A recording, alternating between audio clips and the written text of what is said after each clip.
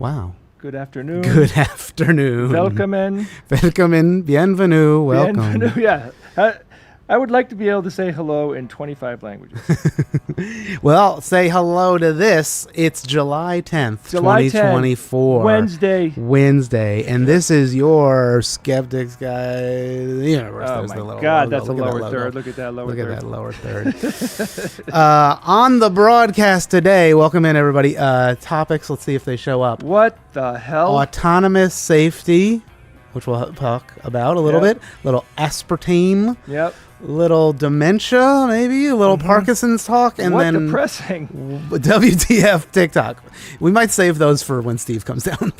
Maybe we'll do autonomous safety. I don't know. Or maybe actually we'll do WTF TikTok just to get everybody excited. We also had water memory. Oh, there's water memory too. Yeah. Well, that's part of what the WTF TikTok. Okay. So I love aspartame. Somebody says on TikTok. Oh, which I forgot. I gotta pull up the chat. Yeah, let me see that. I forgot the chat. Hold on, chat. You're there. So while Ian is getting his ducks loyal. aligned, I'd like to ask everybody a very simple question. Here we go. Are you hot enough? Oh, Is it hot enough for you here? I don't know about where you're from, but what I do know is that I don't know. I can't think of any reason why it would be consistently unusually hot and humid.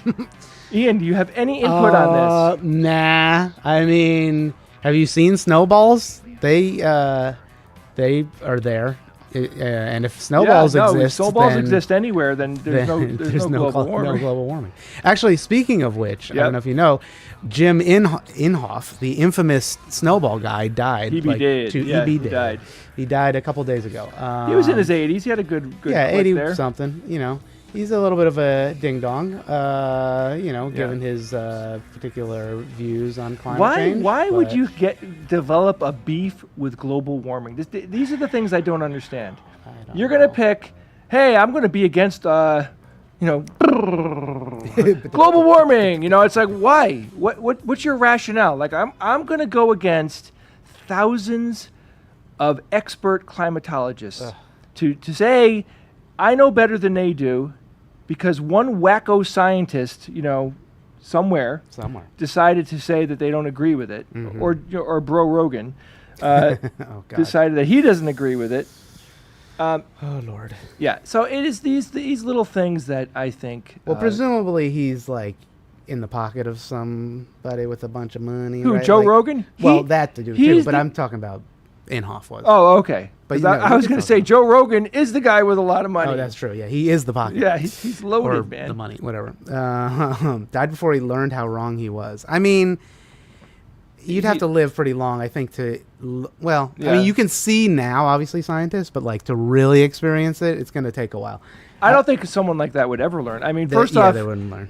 Is quote from Caddyshack, I don't think the heavy stuff's going to come down for quite a while. It's not going to even get what we would consider to be bad for another 10 years. And it sucks right now. Right.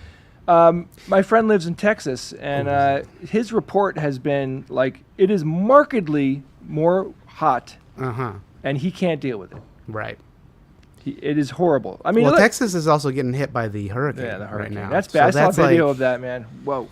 There was a funny meme that was posted on our Discord, which I should try to pull up. Actually, I should have not even mentioned it until I actually pulled it up. But essentially, it was: is Ted Cruz at the airport? Then get out of Texas. Like that's the tree. The logic boy, tree. it's the boss. Oh, the boss is here. Dr. Novella. No more fun. Be serious. Hello. No more silliness. Steve, Okay. The world is crazy, man. I know. It's going cray out there, man. All right, Steve, I found a video. Yeah. It's a fever dream. And I need you to watch this because this was the cherry on top of the TikTok cake. I told Ian this morning at like 8 a.m., I don't think I can watch TikTok anymore. Yeah.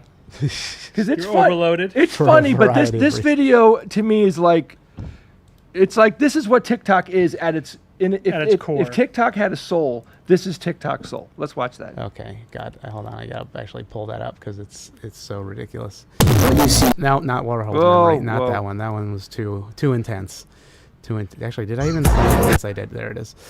I hope this music isn't copywritten, but who cares? Here we go with little screen share button. I gotta remember where all the buttons are. I made so many buttons. Here we go. This is what Jay sent me at 7 a.m. this morning. Yeah, I tell think me if something you think like that that. this is real or if this is all just staged. up- I'm curious what you think. Oh yeah, I see what you're saying. I was like, it's not CGI.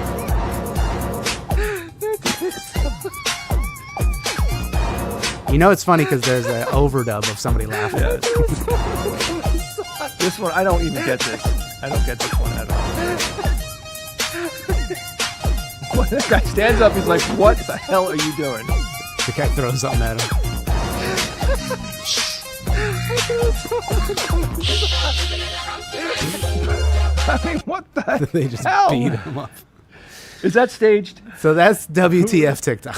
Who could say? I mean, it's not implausible that that's like a candid camera type of prank. You know, Yeah. they come up to people unsuspecting. Yeah. Like, especially one on the escalator, you're like, no way. There's just no way that that's staged. You know, you're going to like dump a Oh no, it could I be don't know. staged too. I think they're both plausible. but I the don't know how reason to why tell the difference. it disturbed me because I said to myself, Self? this Self? is if you took everything that TikTok did and you smushed it into one Yeah. 1 minute video, that's basically it. It's just mind candy entertainment. Yeah.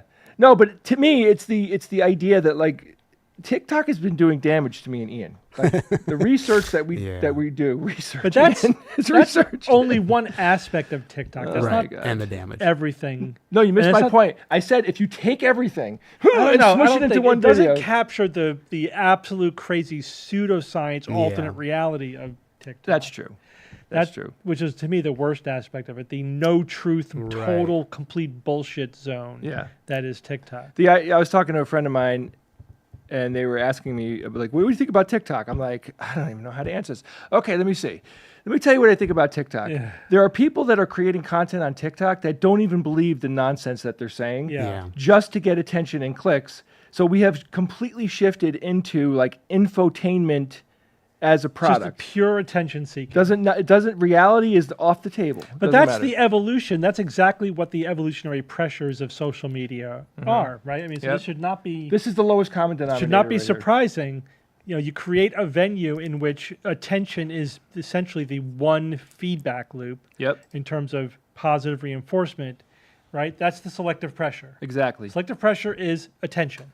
And so not only within a platform, but as new platforms come out, they are more and more optimized towards not only just attention in general, but short-term, right? Short-term attention. Exactly. And maximal engagement. It's like the evolution of slot machines. They have them dialed down to like a psychological science. You know, they know exactly how often they need to give you positive reinforcement to keep you pulling that arm.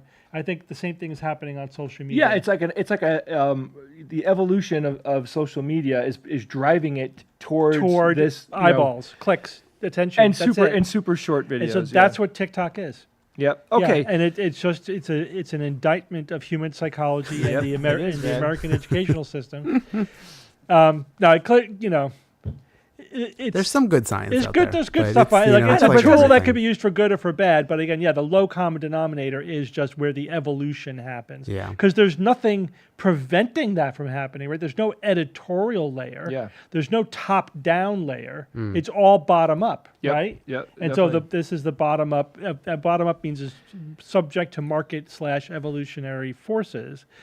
Like look at the it only like this. top-down thing I would say that is just to manipulate the audience to reinforce those bottom-up, and to keep them clicking. Whatever maximizes people spending time on the platform. Just like science, like if you had to redo science all over again, scientists would get to the same conclusions we get to today. If you redid social media, it would eventually get here. Yeah. Exactly. The same place. And this has been the discussion going on since there's been media, you know.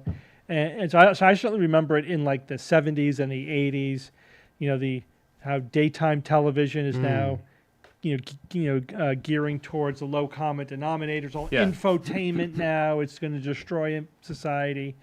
It's starting to happen. But who killed JR? Who killed come JR? on, for real, man. Who Somebody fess up. How many people were involved with that one? I do think that just as a society, it would behoove us to figure out a way to more cleanly separate entertainment from information. I think the whole infotainment thing is a pure negative on society. I don't see what the upside is to it. It just degrades information. Yeah.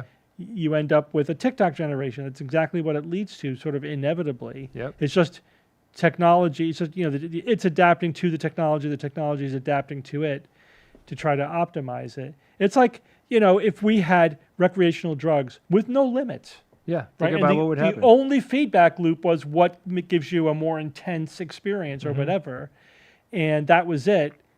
And there would be this technological evolution towards whatever gets people to buy the most, right? Whatever is most addictive, most habit forming. The one that is most destructive would rise to the top without fail. So I think it's the same thing. All right, so Steve. Yeah. But wait, there is some good science on TikTok. No, there is, of course. I just wanted to show you this one. The flat Earth obviously is a popular thing. This is great. This is how the sun and the moon rise on the flat Earth.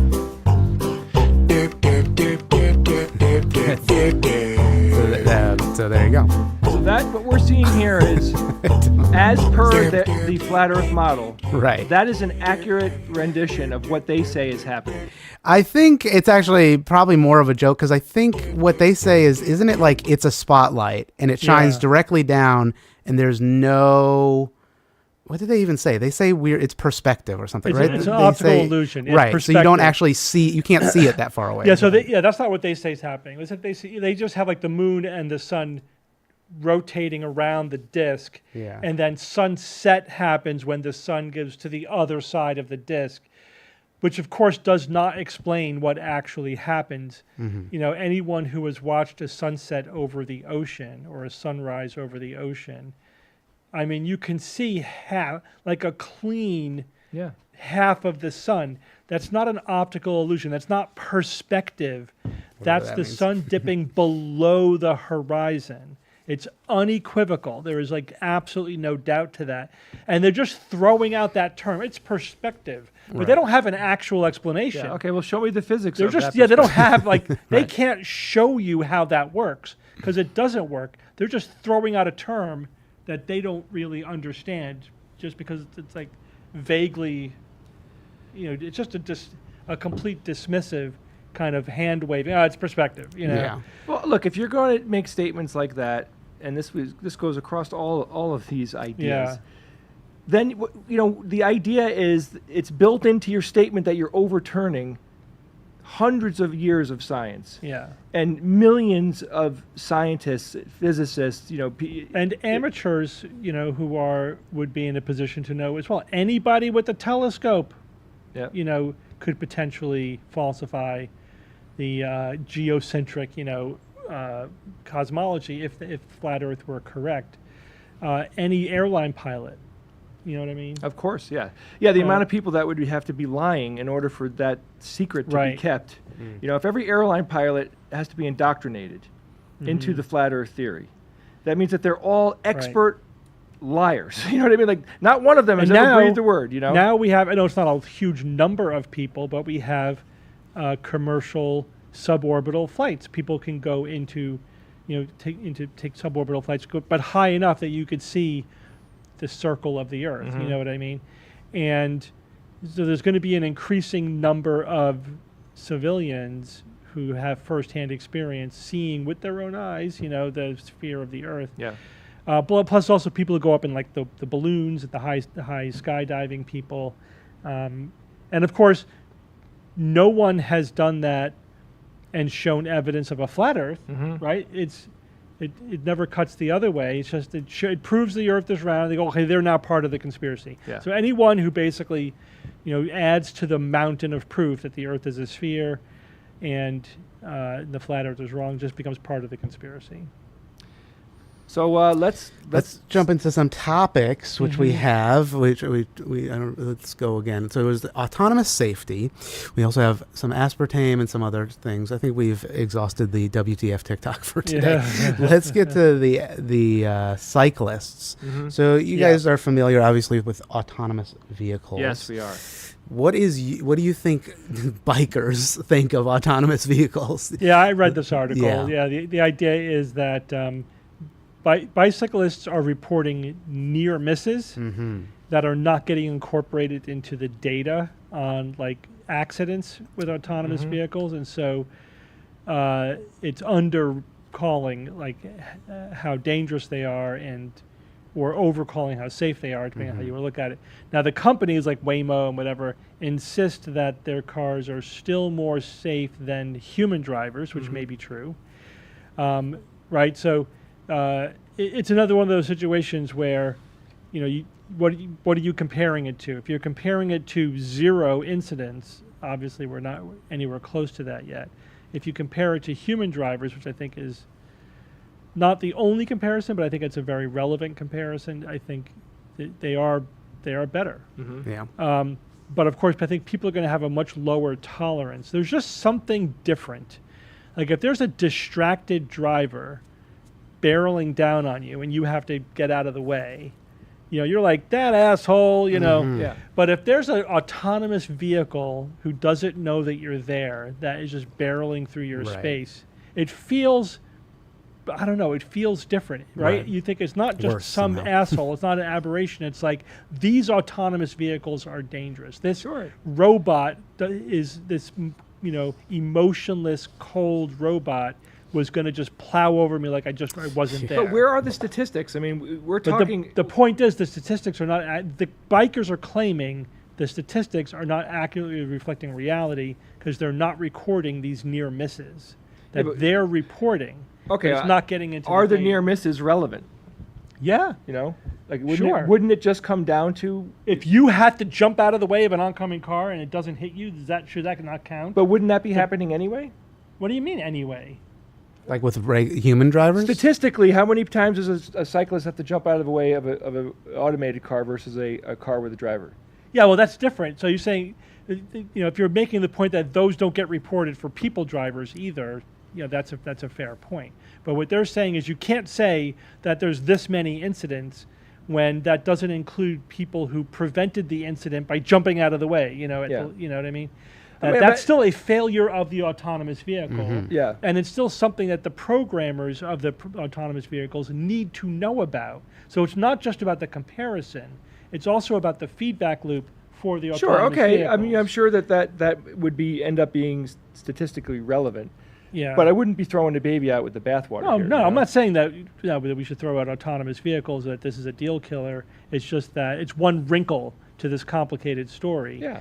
And we have to make sure that we are capturing all the data to make these as safe as possible. I also think that the public is going to be unfair about it, just they're for going the to be reason that critical I of said. And it has to be way safer than human drivers, I think, before people are going to feel comfortable accepting it.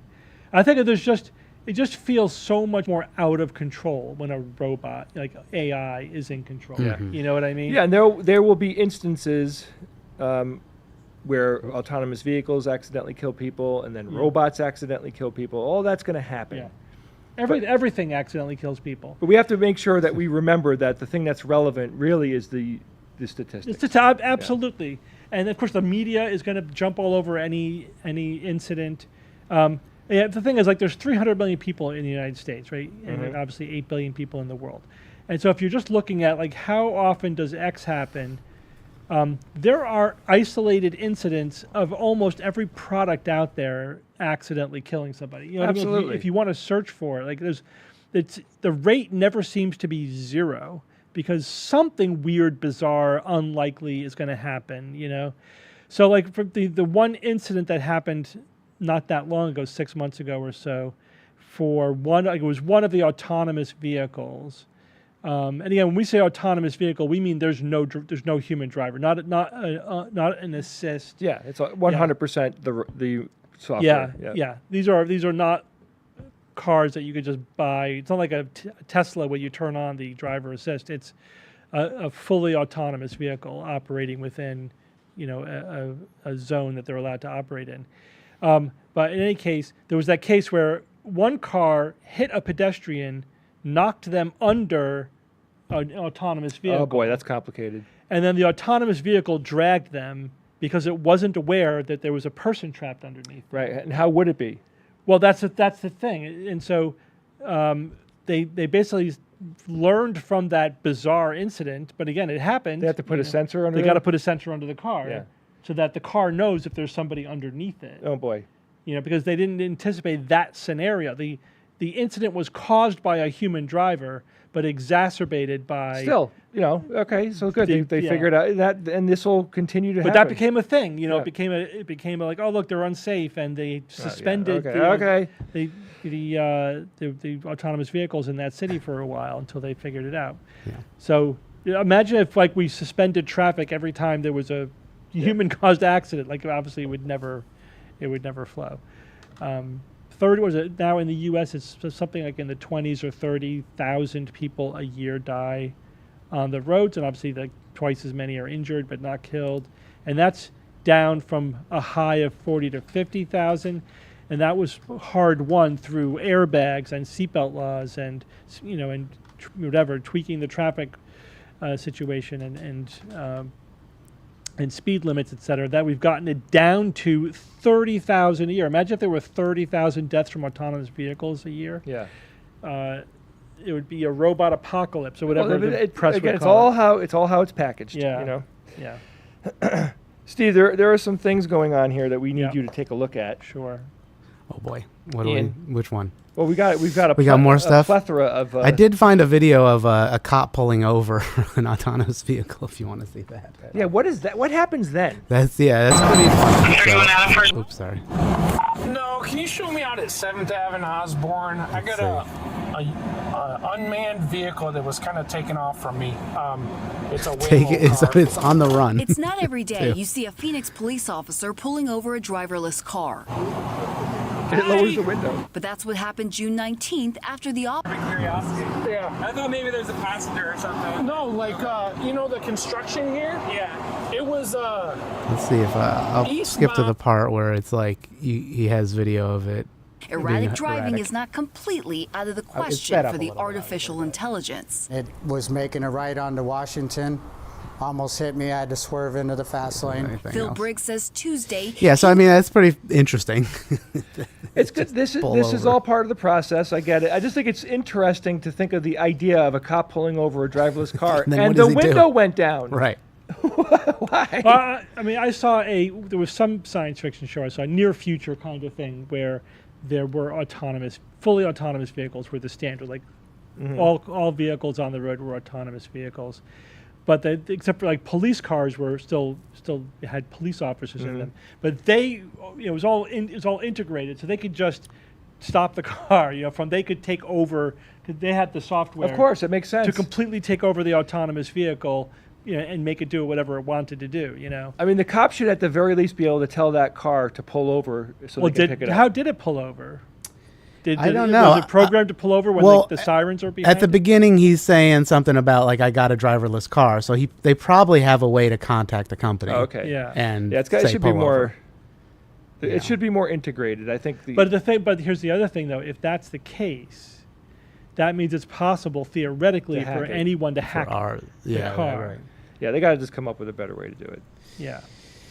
Interesting. It's interesting.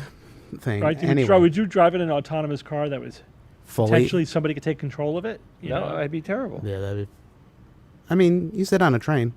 I guess somebody's driving it. It would be like Fortnite. That's what it would be like. Fortnite. Yes, it'd be exactly like that. So we do have some other topics. Let's maybe look at those again. We could jump to aspartame. Sure. You saw that. So there were some TikToks about aspartame.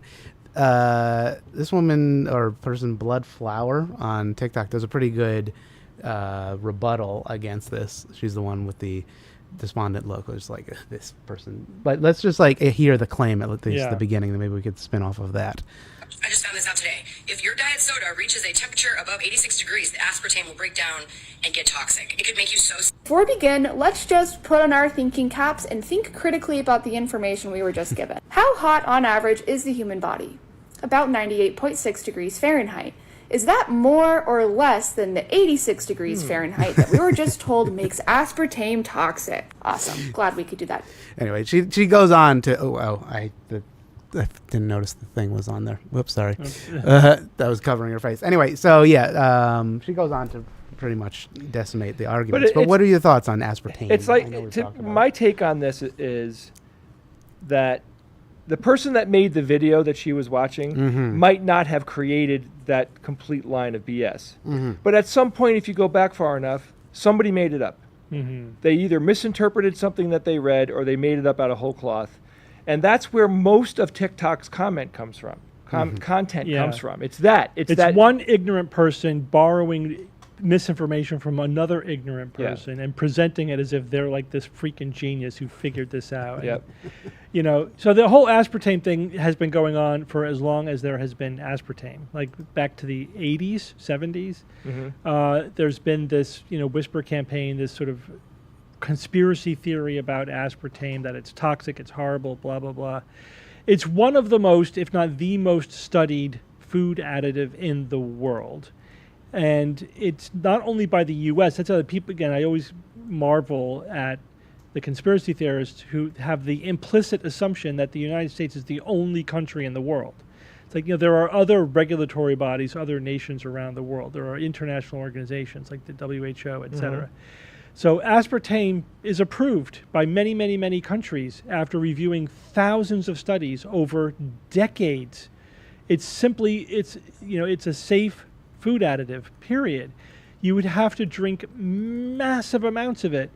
At one point I heard the calculation, just for somebody, like an average person, like with normal metabolism, you would have to drink 64 liters of Coke, with aspartame per day, every day. You couldn't do it. To overwhelm your ability to metabolize it. Yeah, it's orders of magnitude more than anyone is going to get. It's just all nonsense. And the idea is, and again, it's the implicit or sometimes explicit statement here is that I know better than the FDA, or that therefore the FDA is corrupt, or they're lying to you. They want to poison you. It's like, every country everywhere for decades, and no one's been able to crack this nut. No media has been able to show that this is the case. I mean, well, they're in on it too, I guess. It's the answer you get. That's why you get to this one world, government conspiracy theory, where like they're deliberately keeping us sick and stupid so that they could control us. Yeah. And that's why aspartame's really a poison. It's like, or they're doing it for population control. But how well is that working out? There are layers here, right? So what Steve just said, is there an aspartame, conspiracy? I absolutely do think that corporations are not paying employees as much as they should because they realize that they could get away with it. Like that type of stuff is happening. Sure. Right? The produce and grocery store. Listen, it's like they're living in a world where there are no regulatory agencies, right? Yep. And so in that kind of libertarian nightmare kind of world, right, where everything is just the free market, then yes, you would need citizen scientists and plucky organizations to get out there and dig up the data and test things for themselves or whatever. But that's not the world we live in. Yeah. That is just, objectively not the world we live in. We have a world where there are numerous independent regulatory agencies run by scientists who look at data that is, again, it's not perfect. I'm not saying it's perfect. I'm not saying there isn't corruption here and, little, hinky behavior there, but it is. But overall, the scope of it would have to be massive. in order to pull off something like an aspartame conspiracy, again, international over decades, there are things where sometimes, again, like we say this with regarding a lot of conspiracy theories, maybe there was a legitimate question when this first happened. Of course. Right? Yeah. Or when it first came out. And someone's like, well, is this really true, or is this a conspiracy or whatever? But after decades and multiple reviews and multiple deep dives, whatever, there's no way the massive required conspiracy would be sustainable over that period of time. Aspartame will be fully operational. Right? They think that there are rooms, like out of Star Wars, filled with people who look like Palpatine. That are rubbing their fingers together as they talk to each other, and one of them is in charge of aspartame, and one of them is in charge of the next thing. It's like, no, it's not the way it works. You got to look at it more like this. Free industry, if it left on its own, lots of companies would do horrible things, and they have, and we historically we can prove it. So government regulation is very useful at keeping things above boards. That's why we need government regulation. And the best example I can give to you today is supermarket prices are out of control because we're lacking government regulation telling them to cut the shit. And I know that Biden's administration is trying to do something about it, but it pretty much sucks right now. Grocery prices are ridiculous. But that's a simplistic narrative. No, it is, but it's simplistic because it largely has to do with supply chain issues. No, but they're taking advantage of it, Steve. Well, that's always hard to tell if they're price gouging or is it just really just all the intrinsic marketplace forces that are at work. I think it's really clear that they're overcharging for no reason. What are you basing that on? Because we don't have supply chain issues anymore. Yeah, and inflation has come down. Yeah, but it's still way more expensive than it should be. When inflation comes down, prices don't come down. They never come down. That's the problem. I know, now we're stuck here. I know we're stuck here. Yeah, but you have to look at wages. So yes, inflation peaked after the pandemic, after COVID, because of lots of reasons. But the big one that the economists say is supply chain issues, and then. They said there's going to be a spike of inflation once things open up again. Mm-hmm. Plus, there was a lot of stimulus going on. There was the people were getting their jobs back. It's like yes, in this scenario, there's going to be inflation, but it will be temporary. They didn't predict the temporariness. They said 6 months to a year. It turned out to be more like 2 years. Mm-hmm. But it did eventually come back down. Yeah, but like Toby Wan in the chat said what I was just about to say. Yeah. But it's those pesky record profits that they're making. They didn't all of a sudden unilaterally all figure out how to make more money by developing new products that are selling like crazy. It's all because they raised prices artificially to pad their pockets. That's 100%. That's happening. Steve's also correct. The way that the market works and the way that, I get it, but these two things are not mutually exclusive. But getting back to they're not mutually exclusive because there's a lot of opportunistic stuff that goes on. Definitely. I mean, that MFer, the CEO, or is it the CEO? I think it was the CEO of Kellogg. Yeah. Said, you can't afford meat for dinner? Just have cereal for dinner. Yeah. I was the last last Kellogg product I ever bought was the day before that guy said that. I couldn't believe it. I'm like, oh my God, dude, are you actually so out of touch? Yes.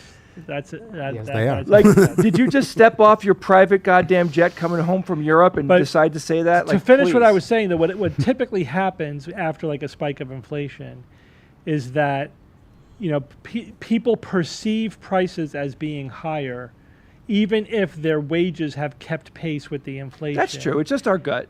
And it takes years to normalize. Right? For people to then start to readjust to what things cost. Definitely. So it's going to be a couple of years for people to adjust cognitively, mentally to the recent spike in inflation. But in the meantime, just let us be angry, okay? Yeah, but no, I won't just let you be angry because I have sticker shock. I go to the supermarket. It's sticker shock, but it's all psychological. Yeah, but my salary didn't go up. That's true. Right there, okay? Wow, the reality. Yeah, but how about your wife's though? No. I was just thinking market in average. On average day, everything's going to be okay. But here's the thing. Okay. You're a unique situation. Yes, very unique. I'm unique. Too unique. But I love it. But people are voting based You upon get their the truth gut. on this show, people. People are voting based upon their gut, which is totally wrong. It is wrong. It absolutely It's is totally wrong. I catch myself multiple times a week going down a bullshit rabbit hole of angst. And I'm like, whoa, oh man, I can see why a lot of people do this, because you can't help it. Because we are reacting to our very narrow personal little sphere. That's all we really know. You only really know how much you're spending on clothes and on your kids and on the. So, if you're detecting, wow, 3 years ago, I spent 20% less.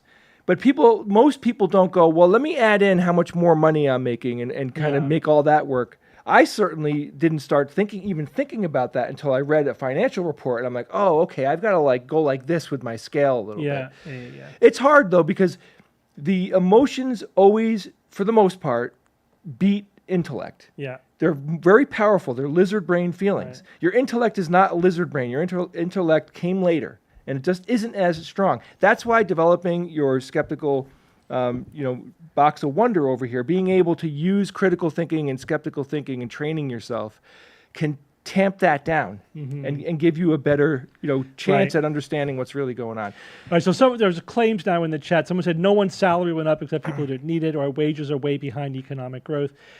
So in terms of, that's just not true, that nobody's salary went up. I mean, obviously that's a all cap kind of hyperbole statement there.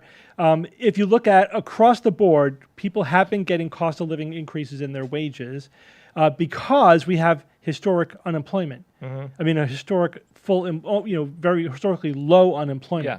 When unemployment is very low, what does that mean? Wages go high. It means wages go up. Wages go up because there are more jobs chasing fewer people, right? Yep. So that's simple supply and demand. The supply of workers is down. The demand for workers is up. And how do employees compete for? They offer more money. Yep. Right? So it's absolutely true that wages are up. Wages are exceeding inflation over the last few years. Yep. Exceeding inflation. That is just a fact. Look it up. I'm not making this up. Just look that up. Now, is it uniform? Is it universally? No, of course not. It never is. Why would it be?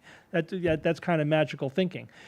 But certainly it's true on average. And then when you ask people, how are you doing financially? Most people, the majority of people saying, I'm doing just fine, but I hear other people aren't doing well. Yep. Right? But that's what they say. But they say that financially they're doing fine.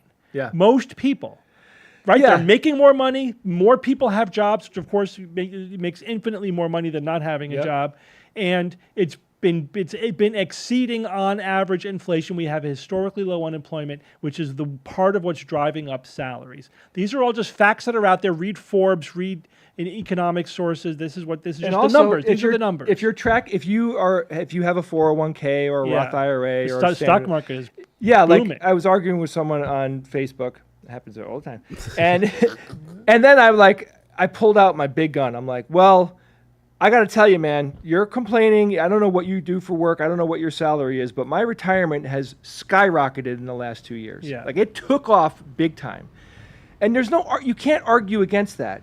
The stock market is based on the blue chip companies, right? The stock market's not the economy. It's not the economy, but it is one aspect of it. It's an indicator of things. But people certainly feel more wealthy when their stocks are high. Exactly. Yeah. Because when you get into your late 40s and up, if you're not, you should be thinking about your retirement way earlier than that. But you start to pay more attention because that date is coming. Yeah. and I'm really digesting this information now in a way I wasn't 20 years ago. And I'm telling you, the difference in how well the stock market. The big question is when do you back out? Yeah, when do you? Of course. There's all sorts of people that tell you, oh my God, this whole thing about. Your retirement going away. Oh my God, the government. Your check from the government you get. Social Security. Social Security. Yes. There's this big fear. They're never going to take that away. Well, I mean, you would think that anyone who did that, immediately there would be a revolt. Yes. Because that affects freaking everybody. No politician's going to say we're going to cut Social Security because they would never win an election. Because of Project 2025, people are saying, that Social Security is going to be taken away. That's scary. That's a scary idea. Yeah. Like that gets people out. You know what I mean? To vote. You know. Well, maybe speaking about that, I don't know how much you want to talk about this, but the Chevron Doctrine. If you guys heard of that, This is not good, man. So basically, that was overturned by the Supreme Court, and now it seems like federal judges can regulate regulatory agencies based on laws. So what's your thoughts on that? I've heard only universal condemnation of that ruling from the Supreme Court. So basically the idea is the legislative branch passes regulatory laws that are deliberately vague, right? Because for a couple of reasons. One, they're not experts. They don't want to get too deep into the weeds. And the regulatory agencies need to be nimble. They need to be able to adjust to changing facts and science, right? So so Congress doesn't tell the FDA how to approve drugs. Yeah. They tell the FDA, your job is to approve drugs, right? To review them for whatever, blah, blah, just vague, general mission statement. This is your job. And then the FDA decides how to do it. And then they also decide which specific drugs to approve or not approve to make individual decisions. Yep. And that's by design, right? Congress doesn't want to get into the weeds. They're mostly lawyers, right? They want to leave it to the experts. But that's where then you get to where the courts come in. It's like, well, what if someone says, well, the FDA is exceeding their mandate by regulating this thing the way they're doing it? Yeah. Who gets to decide where these nuanced, complicated boundary lines are, or how to track evolving scientific information in the that affects or in the context of that regulatory agency? The Chevron principle was, well, when in doubt, defer to the experts, right? Unless the courts can still decide, yeah, this was like an egregious abuse of power. Congress did not give you the power to do this. You're exceeding your mandate in general principle. They could pull you back. But if it's like, all right, this is a little wonky. This is not something for judges or lawyers to decide. This is something we will rightly leave to the experts. It's within their broad mandate. Let the experts decide. The Supreme Court said no. That gives too much power to unelected experts.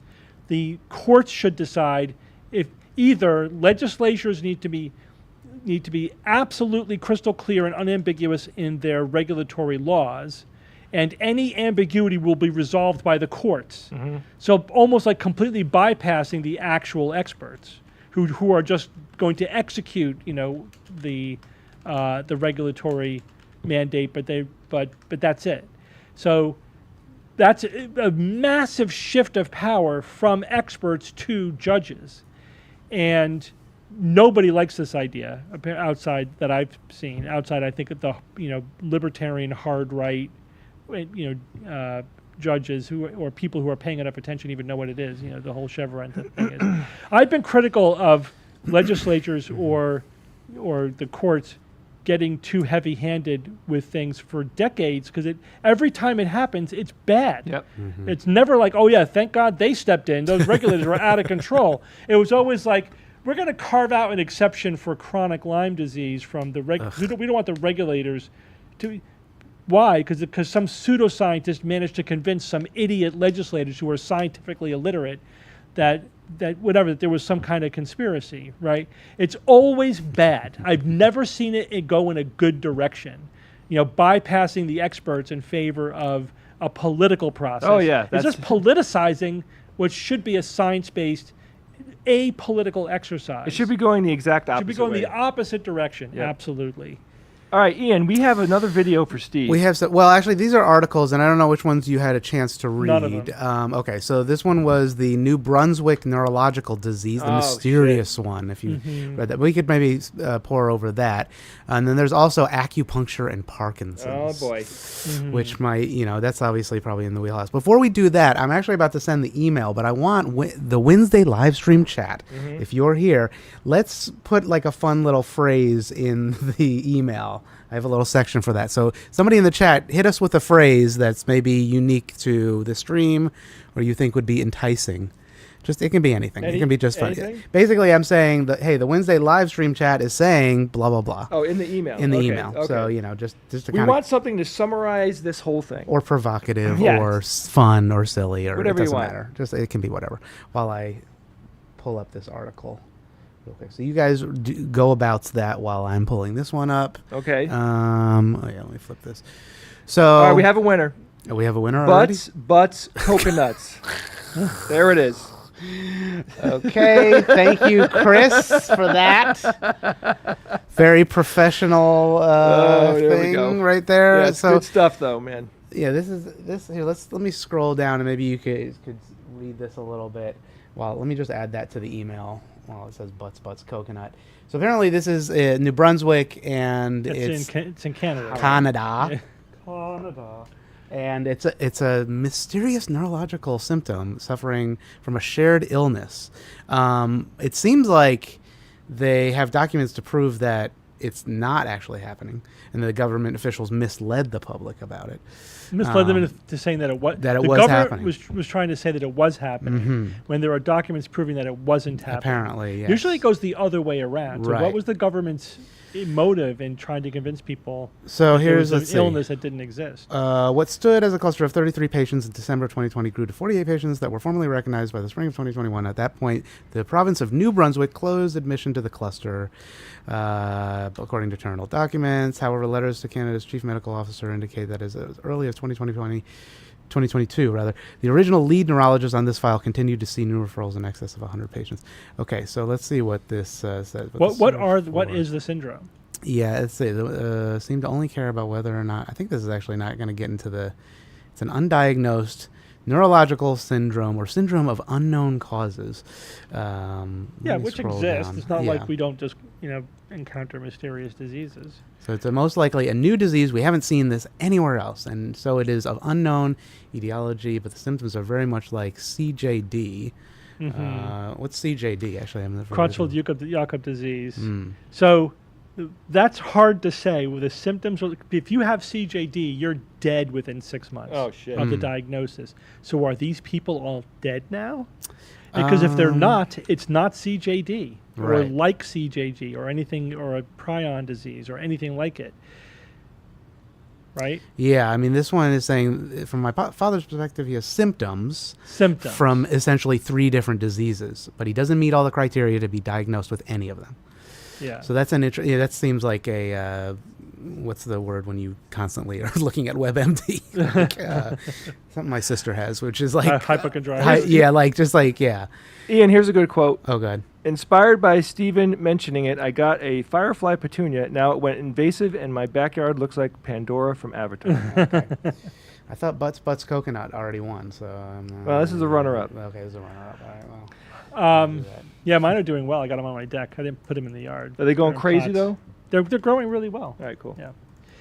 Yeah, they're healthy plants, which is good. All right. So, I mean, I don't know anything about this syndrome itself. I'd have to look into it, but it might be interesting. Maybe I'll blog about it. Yeah, so it's cyanobacteria, aka blue algae, has many varieties, and it seems like, in addition to BMAA, can produce different types of toxins. But why do they think that's happening? Because there's increasing blooms, I think, and primarily due to climate change and runoff fertilizers and whatever. urbanization. That's a hypothesis. Yeah. Then. So listen, just when you're evaluating a case like this, there's a few basic questions that are important to answer.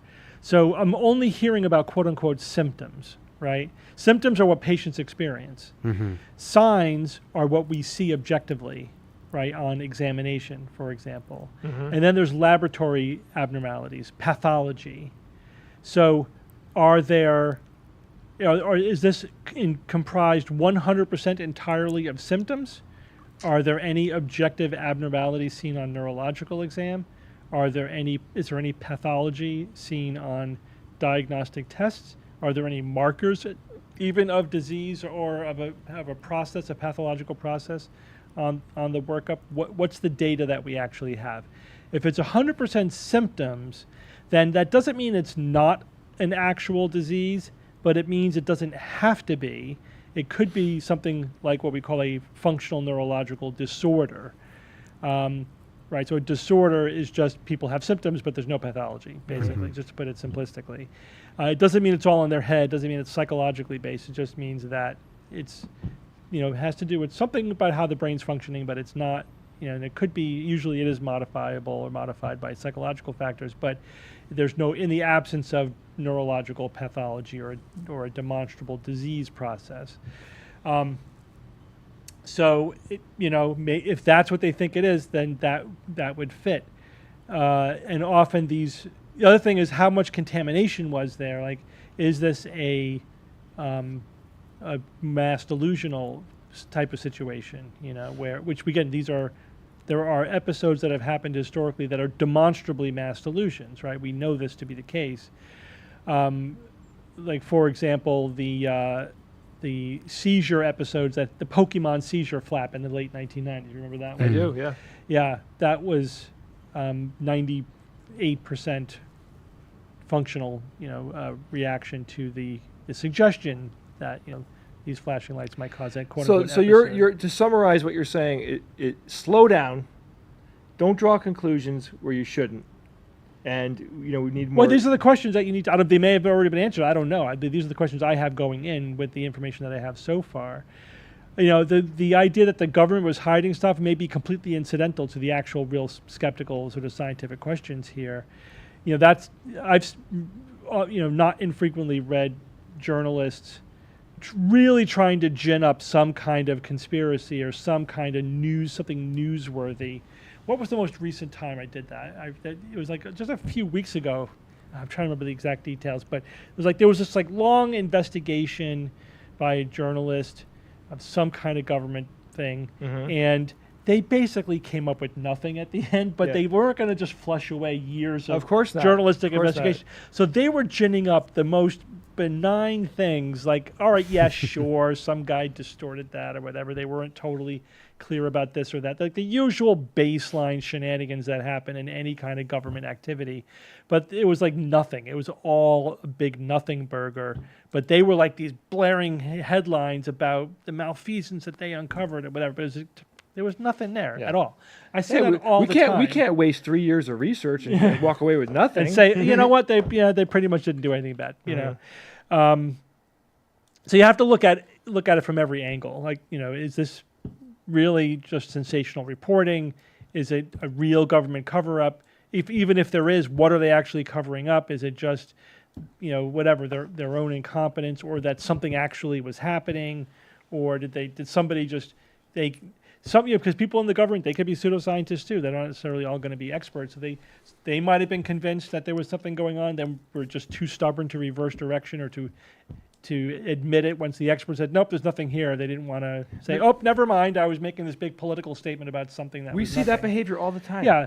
I mean, like Biden's impeachment inquiry. It's like, let it go, man. You didn't find anything. Yeah. It's like, if you did, you would have. Lock him up. You know what I mean? Yeah. If you did, then prosecute him and have him go through the legal system. But if not, come on. It's time to walk away.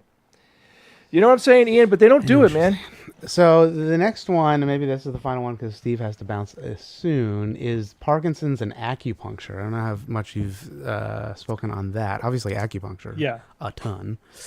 But there's, let me bring it up a little bit bigger. Acupuncture can help boost sleep quality in Parkinson's disease. Mm-hmm. Are there any alarm bells dinging off for you on that one? I mean, is there? Yeah. What's the mechanism? I'd have to look at the specific study, but every single time I do a deep dive on a acupuncture does X, study, it turns out to be bullshit. Mm-hmm. Every single time. And it usually fails in one of a couple of ways. One way is that it's like not a controlled trial, or it's not properly controlled. So it's like, okay, so there's a placebo effect from sticking needles in people, which we know is the case. Another big way is that it's not really acupuncture. Like they're either using electroacupuncture or there's no difference between sham and verum acupuncture, but there is a difference when you compare it to the no intervention group, which means, again, there's only a difference when you compare it to the unblinded group, but not the blinded comparison. You know what I mean? So the actual like where you and if you stick the needles doesn't ever seem to matter. That's right. Since that's acupuncture, then acupuncture does not work. What these studies often amount to is there's a placebo effect for a subjective symptom from sticking needles into people and going through an elaborate procedure, right? It's just a ritualized placebo at the end of the day. That's all that it is. And you'll notice it's not altering the course of Parkinsonism or altering Parkinsonism symptoms or signs on exam. It's just improving sleep quality. What does that mean? Mm-hmm. So it sounds like they're going for the most vague, squishy outcome, as vague as you possibly can outcome measure possible. The one that's going to be the most amenable to placebo effects, and then they could have the word acupuncture and Parkinson's in the same headline, but it's really just, complete vagary. Well, that's that, Ian. That's that. I mean, they talk about the sham and real acupuncture here a little bit. There's 4 weeks. Sham and real acupuncture. Right, oh, God, I love that so much. The sham group was a placebo group that did not receive actual acupuncture therapy, whatever that. I guess they just poke them with like a pen or something like that. Is that the there's a few things you could do. You could do it in the wrong place. That's usually what sham acupuncture means. Right. You're in the quote-unquote wrong place. What's the right place? Right. It's like basically whatever the people doing the study say it is. Like there's no rhyme or reason to it, and there's no internal consistency, right? There's no internal validity. So if you have 5 studies looking at the same thing, and I've done this analysis too, I most recently have migraines. Oh, look, there's 12 studies that all claim that acupuncture works for migraines. Well, these 3 are electroacupuncture, so we'll take those off the table right away. And of the remaining 9, these are actually negative, that they're trying to present as positive. And these all use different points. They didn't even use the exact same constellation of points. So how can you make any conclusion based upon that when they're saying the points matter, but they're not using the same ones? They're using whatever ones the 2 or 3 acupuncturists who did that study decided arbitrarily were the ones that they were going to use. Well, I use this one for this reason. It's like astrology. It's literally astrology. Yeah, and if you ushered in 100 different people that are administering the needles, they'd pick different spots. Yeah, and for different reasons. And even if they're calling it the same thing, they don't even agree on where that spot is. Yeah, they don't. They don't. It's like the zone of possibilities are huge. So like the whole body is one giant acupuncture point. Pretty much. You can stick a needle anywhere. There's a couple places I most definitely would not want them to stick a needle. Yeah, well. Okay. So this also says the participants in the real acupuncture group had an improvement of 29.65 points in their PDSS score, which is what, panic disorder severity scale. I think that's what I looked up. Which it seems like what has that to do with sleep quality? Right. Well, it scored at the 4-week appointment compared to 10.47 improvement in the sham. So it's funny that there is still an improvement even in the sham one. Is that like the that's always the case. But the question was that statistically significant? Was that difference statistically significant? And how blinded was it? Right. And did they assess the blinding? What was the dropout rate? So sometimes it's like there's like the massive dropout rate because the people who are getting the fake acupuncture know it. Yeah. Right. So they drop out, or whatever, or the ones that do know it. So anyway, there's so many, these clinical trials never survive that kind of detailed analysis, and you never get a replicable effect that holds up, Also, where was the study done? That's right. That's like your first question. That's a good question. Who did it? If you look at the acupuncture literature, if you look at the worldwide literature, excluding China, 60% of the studies are positive, which is the rate that you get when the treatment does not work. Right, that's the baseline, just positivity bias in the clinical literature. You look at studies coming out of China; they're 100% positive, which is statistically impossible. It's just basically proving that there's researcher bias, and I think say it for what it's a legitimate reason. They're full of shit. It's a legitimate reason to basically discount any acupuncture studies coming out of China because they've proven that they have 100%. Research bias. Yeah, so this trial registration says Chinese Clinical Trial Registry identifier. So does that mean that it's from China? Probably. So, yeah, and it is under the complementary and alternative medicine heading. I don't know what that means, but so someone in chat asked who the third voice is, the third talker. There is no third voice.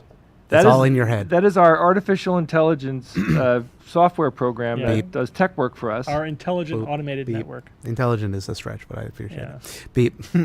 Or Ian for short. Yeah, there. Apparently, PDSS is also like a it's like just a questionnaire. So Yeah. you like self-assess. So Right. Again, squishy. squishy. So Maximally Steve, squishy you're not outcome. buying into the whole acupuncture thing. No. Is that what we're getting out of here? That's what I'm getting. Okay. All All right. We're not right. going to do that at the 1,000 Strike. Seriously, let's think about it. Let's think about You're it. telling me that 3,000 years ago, that people had absolutely no idea how the body works, Yeah. Or much to know about physics. or anything, who thought that there was life energy coursing through the body. Chi. Yes. Yeah, said, so we're going to take the astrological charts. Mm-hmm. We're going to project them onto the human body, come up with these 365 points, and these points on the body are going to, they're going to relate to our pre-scientific notion of health and illness, right? Not even disease or mechanisms or organs, just this is whatever. This will increase the wood energy in your body, whatever. Yep. This is the wet point. You know, Water. it's just like metaphorical stuff that, right, and they somehow hacked this unknown physiological system in the body that could do anything, that could cure and relate to any symptom. So you or any put the needle in. process. You put the needle in, and what do they claim is happening? You are altering the flow of chi in the body. Are you letting more chi in? Well, it depends, right? So Sometimes you need the more yin, more yang, whatever. Okay. I mean, and when you put it that way, Steve, it What are does the sound. odds? It does sound a little. That they would have hit upon Bullshitty. something. Yeah. And then when you look at the history, it's like actually up until around the 1920s, 30s, Yep. they were just doing bloodletting, Yeah. right? I mean, they didn't have filiform acupuncture needles 1,000 years ago. The technology did not exist in the world to make them. If you look at acupuncture needles that were used in the 19th century, for example, they were freaking spears. They were, and they were sticking them into body cavities. It was brutal. Shit, man. It was brutal. Yeah. You also have to remember there were completely different traditions within Chinese medicine that were mutually incompatible, and that each thought the other ones were completely full of So shit. they thought that each other was full of shit. Yes. That's interesting. You had like the herbalist kind of subset. You had the acupuncture people, and there was some other one. Yep. And then in the 1920s, Mao Zedong said, "All right, we're all going to get along, right?" So It's all good. He crafted Except for the landlord. traditional Chinese medicine, modern traditional Chinese medicine, completely retconned these different pieces, smashed them together, completely reimagined what acupuncture was. Sounds like the Bible to me. right? I mean, and altered. I mean, there was no more bloodletting or whatever. Just like, all right, we're just going to call it energy. We're going to unite the energy from over here with the needles from over here. Yeah, We're gonna and here we go. They retconned the whole thing, and that's what we now think of as acupuncture. But it's a 3,000-year-old. No, it isn't. it's not. It isn't. It's a 100-year-old made-up political system that was made up because they couldn't afford to have actual doctors treat 1 billion people. So they said, we're going to have our barefoot doctor program. Here's the manual on how to treat people, and it's all just made-up bullshit that I cobbled together from our culturally awesome traditional Chinese medicine, which we just made up. Steve, how dare you say that that's wrong? People believe in that. How dare you? That's the history. Look it up. I'm not making it up. It's all documented. And there was an English surgeon who visited China like in the 1890s or something. It's been an hour. It still does it. Sorry. And recounts his experience with the traditional medicine of like the late 19th century. Yes. It was freaking brutal. It was as brutal as European medicine was, as every other country's pre-scientific medicine was.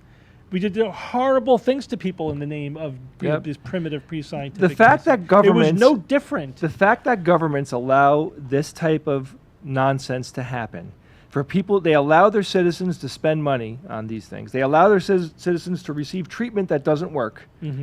That, to me, is an unbelievable disgrace. It's an anti-consumer, completely, I think, I don't know what to say, opportunistic kind of approach. It's just, well, people want it. It makes money. You know, a shrug. who They're all cares? shruggies. Yeah, it's a shruggy thing, but it's very anti-consumer. very, very anti-consumer. We're going to obsess over some consumer things, right? Like if you look at the whole consumer protection, what's like a Ralph Nader thing, right? Ralph Nader was all about consumer protection, but not when it comes to medicine. Of course not. Then it's like freedom to do whatever you want. That's what matters most. So we have two other ones. So we could go down the road of horse cupping. If you saw that video, which I sent. Yeah, there's a lady on TikTok that does a little horse cupping and kinesiotaping on horses, which it seems that's also bloodletting, right? Wasn't cupping originally? Cupping is also bloodletting. Yeah. So she said somebody tagged us in it because she was making some claims about the toxins. And there's also water holds memory, which is a classic that one. I hate that one. I don't know. That is so. When you watch the video on that, it is so fake. It'll blow your mind. We can watch that one. Let's do it. Let's do that one. That one's at least, right in the wheelhouse of classic. The person who did this is a complete liar. This is completely made up. They are fashioning this. Yeah. Yeah. Go ahead. What you're seeing here is water memory. You can do this experiment yourself just by showing an image to water for around 30 seconds and then freezing the water, and you will see a reflection of the image you showed it. This proves that water holds memory. It has consciousness. This is because water can change its structure depending on the vibrations it comes into contact with. This is where things start to get a bit crazy with words. Placing the word schizophrenia in water and then freezing it shows this image of a double-faced person. This proves that water is intelligent and is reacting to vibrations of the words. Now that you understand this concept, what do you think happens when you are drinking Monster Energy or with cans which imprinted the word of death? You are drinking crystallized water with the imprinted vibration of death. You are filling 70% of your body, which is water, with the vibration of death. Tap water is mixed with sewage with the vibration of death. Why did David Bowie get some shade? All right, so obviously this is Oh yeah, I know who you're talking yeah, about. this is the Japanese researcher. Yeah, like who a lot of this is coming from. Water. The water has emotions and vibrations, and you get the whole picture thing. It's all complete nonsense. Masaru But I love the fact Emoto? that if you put the word schizophrenia on the water, it'll show an image that reflects my misunderstanding of what schizophrenia means, Right. not what it actually means. So how do we interpret that? Because schizophrenia is not multiple personality. It's not anything about being split personality or anything. It has nothing to do with that at all. That's a complete misunderstanding. Yeah, and so what does that mean? Think about how easy it is to disprove this as well. I mean, everybody that I know has access to water and some type of refrigerator or freezer where they can do this on their own. It's complete bullshit. And this guy, right, the guy that does this is the infotainment thing we're talking about. Yeah. I don't believe the guy doing this believes it. I think it's all for clicks. Yeah. Yeah, like the Doesn't Monster matter. Energy thing is like, what? It's like, it gets so off the wall. I mean, this also, David Bowie. It's like, why is David Bowie catching Because he looks shade? weird, that's why. Because he looks weird. Or also, he's dead, I guess. I mean, like... David Bowie. Spoiler. Water if is anybody mixed doesn't know. with sewage. I mean...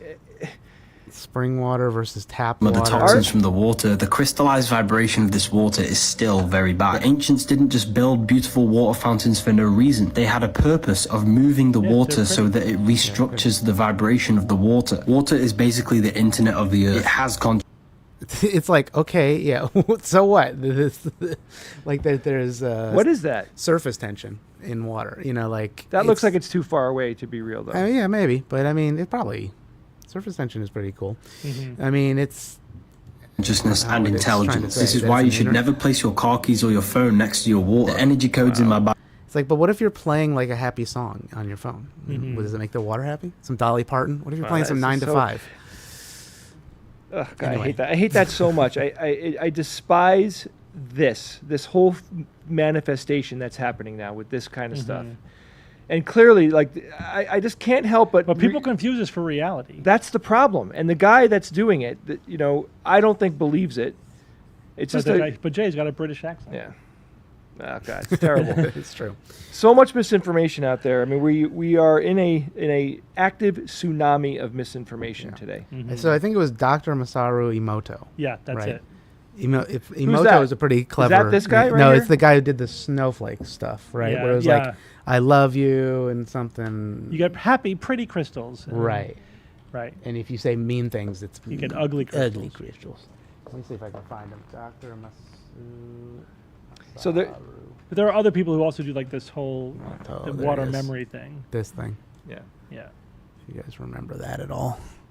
It's N-rays, right? It's just pathological science. It's people who are not doing real science. Yeah. Evil. Look at that evil snowflake. You make me sick. Oh my gosh. So how does water, if this mechanism were real, how does water reset itself? You know what I mean? Like if water maintains all these vibrations and water is so, water is used and reused and reused and reused. Like, it's not like the water goes away somewhere and it's never touched again. There has to be some type of maybe the earth resets the water, Steve. That's what I think. Yeah. Yeah, I mean, you got to look at stuff like this, and the top layer for people like us, as we look at it, like, oh, guys, this is BS, get it away. I'm looking at it like, this is dangerous. This type of thinking is dangerous. Even if the person doesn't believe the thing that they're watching, it's the exposure to this type of thinking in general that is so pervasive in social media, particularly TikTok. It's just dangerous, a dangerous way to look at reality. How do you think this merges with homeopaths? Do you think they have to say nice things as they're making their homeopathic drugs or something? I was like, I don't know. Anyway. All right, we got another one? Well, there were some other TikToks that we didn't completely get to, but I know Steve has to bounce. Yeah, roll. Let's 115. 115. Okay, so let's see if there's another one. So we could go through. So birds aren't real. This is kind of maybe a fun once you're a birder. Yeah, we've talked about this before. It wasn't specifically birds aren't real, but it was somebody who found a bird that made some interesting bird calls, and they were like, "What? Why is this bird talking? What kind of bird is it?" Exactly. So let's see. Let's full screen this one. Let me jump back. Can't hear it. Let me jump back. Yeah. Okay. Oh my gosh. He's talking. I don't know why that's her first instinct. No. He does it again. What the heck? Okay, this person literally knows nothing about birds. Okay, so that's crazy. It's.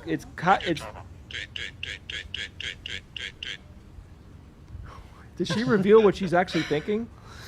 What else did it say? A little bit later. Tweet.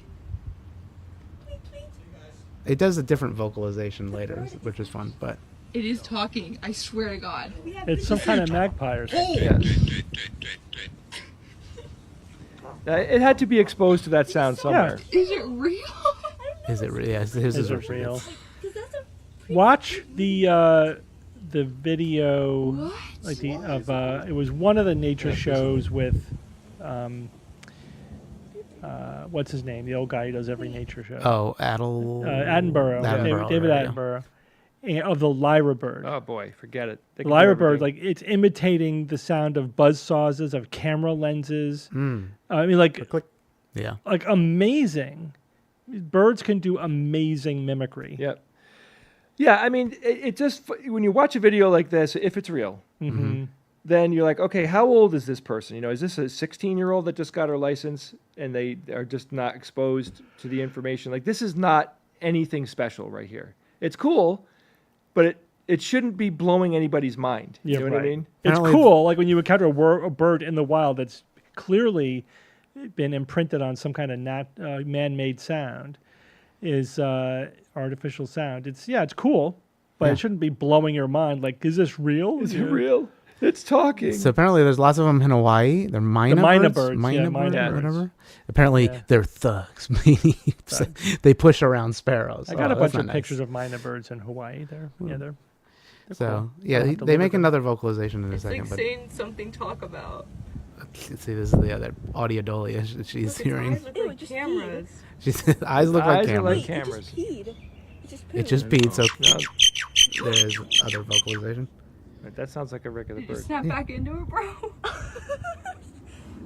Oh my gosh. All right, we gotta go, guys. The guy standing back there like, what is happening?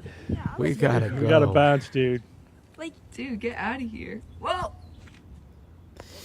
Yeah, I mean, there's the last. Tweet. That's pretty cool.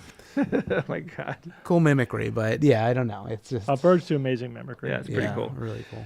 Yeah, nothing going on here. Mm-hmm. You know, just a bird. Just a bird being a bird. Yeah, so we're gonna save the TikToks for next week since we don't have a lot of time today. Let's see. Is there anything else that we want to get to? Obviously, the 1000th show is coming up, which is in Chicago. Yes. Chicago. Very few tickets left on that, Very few tickets. So if you can, I sent out the email, everybody, so there's a link there. You can go there, get some tickets. Some other fun stuff will happen there. What about the extravaganza? Extravaganzas also. There are still tickets available for the early show. and it is a 2:30 extravaganza, 2:30 in the afternoon. There's still tickets available for that as well. You can go to the skepticsguide.org website to get more info on that. There's buttons all over that homepage. All over. And there's also on the homepage, the Skeptics Guide. Hold on, let me go to the Skeptics Guide. Actually, so I can show you guide. That bird was like... Okay, so here's this other one. Look at these people. Jeez. Your SGU experience. Tell us about your experience with the SGU. Just click on this and there's a form you can fill out. Boom. And, how long you've been listening, maybe, if it's changed your mind on a number of things, if it hasn't on other things. I don't know. For this, I'm just looking for people to tell us a personal story that they're willing to let me share. You don't have to put your real name or anything. I'm not going to say the email address. Right. Unless you want us to. But I just want, dox you. We've had a lot of emails from people over the years, like just telling us how we had a positive influence on them. And I'd like to share some of those stories, which I think are really great, because it's like we do all this work and most of it is, from our homes. Like, we're not out meeting thousands of people all the time and hearing this stuff in person. So when we get a random email of someone, hey, I became a scientist because of your show and stuff like that. It's always wonderful to hear. Yeah, so go to the SGU website and click on that. And I think that's probably it, unless there's anything else you guys want to say. We'll see you in Chicago, hopefully. Everybody, right? Everybody who can make it. I got a couple things to say. One, I don't know where you are in the world, but it's summer in certain parts of the world. Watch out for the heat. Yeah. Watch out for the humidity. Watch out for Keep well hydrated. Yeah, stay well hydrated. Access to fluid. It doesn't matter what age you are. You might think, these are problems for old people. They're not. The dehydration can sneak up on you. The problem is, at some point, your body might not be able to cool itself like it did 3 hours ago. It actually might be worse for a young, healthy person because, like, an older person will start to feel it sooner, whereas you might be able to weather it, like power through the dehydration if you're younger and healthy until you fry your kidneys. Yeah. You've got to drink delirious like somebody who's our age would. You've got to drink more water than you really. It's way more water when you're in a super. When hot you're in a environment. hot environment, especially if you're sweating a lot, it's better to drink something with electrolytes in it. Definitely, than straight up water. Yeah, don't just drink straight water. Don't drink distilled water. Yeah, that too. Yeah. Don't drink raw water. Yeah. Or free range water. Yeah. And Ian, this is more directed at you than everybody else. Lord. Ian, do something nice for somebody today. Yeah, really, Ian. I do something nice every day. I feed my kids. But what do you want? You know what I'm talking about. All right, fine. No, I'll I think look, we all, life is hard. It's a scary world to live in. Lots of people are having money problems. Lots of people are having government problems. But we don't have control over that. What we have control over is how we treat each other. So do something. Just do something nice for somebody today. Doesn't matter how small. I'll buy you falafel. There it is. That would work. Right. That was your whole point. That's his whole point. That was he just wants that the was my falafel. angle. It just reminds me. About the water. My kid always carries the water bottle around. It's like, do you guys remember growing up ever having a water bottle as kids? No, it's like a totally different world. I mean, I It's lived like in a world. forced. I grew up. I imprinted on reality in the 70s. My memory was like no seatbelts in the back of cars. Yes. Razor blades were taped to everything. Everything was super Everything dangerous. had a sharp corner to it. We would build ramps to jump our BMX bikes, right? I got hurt so many times, like badly hurt, and you just walk it off as a kid. You know what I mean? Yeah. Well, except when you don't. Yeah. Right? There's Yes, a little bit exactly. of a survivor bias in right. there. I also had a friend who shot his eye out with a BB gun. Oh my true. God. That's true. Yeah. Literally. We had another friend who cut some fingers off. Oh. Yeah. So no, we didn't get through. We didn't No. all get through our No, childhood. but we were tough, and unscathed. we made it through, though, man. Yeah. Yeah. Okay. Well, We that's were enough. okay, Yeah, you did all right. Anytime you share a close homemade calls. meatball, if you share a homemade meatball with someone, that there is no larger expression of love in my book. I mean, that's like, that's it. Keeps trying to share his meatball with me. Hey, whoa. What's that? With bread and Parmesan. Of course, Right, of course. yeah, and pasta. Bob goes to me, so it's our mom's birthday, right? Yeah. So Bob goes, Jay, you know, I'm like, what are we doing? What do you want to do, Bob? He's like, she wants to go to Olive Garden. I'm like, ugh. I'm like, Olive Garden? I'm like, as an Italian, I can't go. I can't walk in there. Bob's like, all right, well, why don't you make homemade meatballs and bread? I'm like, Bob, that is literally an entire day of cooking. Yeah. That's an entire day of cooking for me. That's one or the other. I want to do it. Your point being, you can't zing that on me. I need to. I have to work it into my schedule. You know, it's or if it's the weekend. But you know, it's a big deal. You give someone a meatball, it's a big freaking deal. Steve. So how was Olive Garden? We're not going. I'm not going to Olive Garden. It's for the future. Okay. I'm not going. No, I am not going to Olive Garden. They don't cook there. Do you but realize when you're there's no there, your cooking? family. Mom likes Jay. to get the take-home meals. From Yeah, there. but that's what I'm saying. They don't actually cook at Olive Garden. heat up. They heat up. Yeah. Is that real? Yeah. No, that's it, man. I didn't know that. No wonder it's most of those chain restaurants, you know, we're not cooking. It's not cooking. It's All right, bullshit. and I do have to. Goodbye. Oh. Goodbye, everybody. Bye-bye. So We can do long. that. Courtney, Bye, Courtney. my wife is what? She's like, happening? you She's better watching me. You She better says make we the could bread. do that, Jay. Your wife just said she could do that. And Keith and my friend That's it. Keith. You're on the hook. Keith. Bread and meatballs. Bread and tomorrow, meatballs. Jay. Thank That's you, it. Courtney. I am getting pressure from my wife and one of my friends here Courtney saved us. to home cook for people. I'm not going to be there, but And Courtney saved Silac. Get out of here with all these names. What's happening? us. All right, let's end it. Goodbye, everybody. Bye, everybody. Here's the ending music. Goodbye.